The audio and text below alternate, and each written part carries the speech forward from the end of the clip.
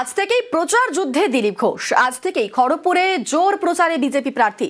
নিজের পুরনো আসনে দিলীপ ফের ফর্মে ফিরেছেন। আজ খড়গপুরের 3 মন্দিরে যাওয়ার কথা। 2016 সালে যে খড়গপুর সদরে জিতে প্রথমবার বিধায়ক হয়েছিলেন, সেই আসন থেকে এবার ফের লড়াইয়ে দিলীপ ঘোষ। 21-এ এই খড়গপুর সদরে জিতেছিলেন বিজেপির হিরণ চট্টোপাধ্যায়। এবার সেখানে ফের ময়দানে দিলীপ ঘোষ।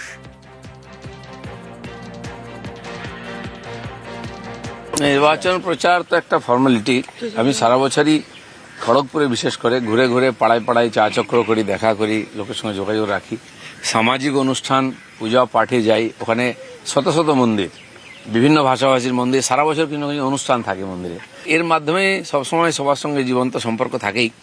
তো নির্বাচন একটা আলাদা আঙ্গিক, উৎসবের মুডে আমরা করি। আমি কখনো সভা সমিতি করি না খড়গপুরে, কখনো খড়গপুরে ভাষণও দিই না।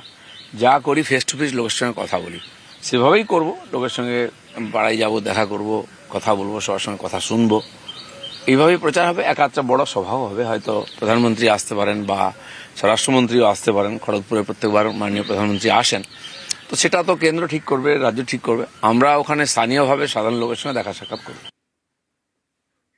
1 লক্ষ মার্জিনের চ্যালেঞ্জ দিলীপের। খড়গপুর সদরে দিলীপ ঘোষ ভার্সেস প্রদীপ সরকার। প্রার্থী নয়, দলের সঙ্গে লড়াই, মন্তব্য দিলীপের।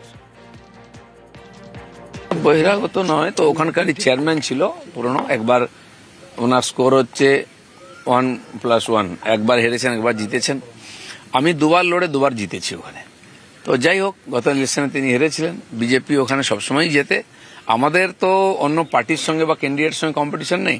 আমাদের লড়াই বিজেপির সঙ্গে। গতবারের যে আমাদের ভোট ছিল, হাইয়েস্ট ভোট প্রায় 90,000 91,000 আমি পেয়েছিলাম লোকসভার সময়। খড়গপুরে ভোটার কম, ভোট কম পড়ে একটু, সেটাকে 1 লাখের উপরে নিয়ে যাওয়া টোটাল ভোটটাকে, এটা আমাদের টার্গেট আছে। রাজ্য দখল হবে।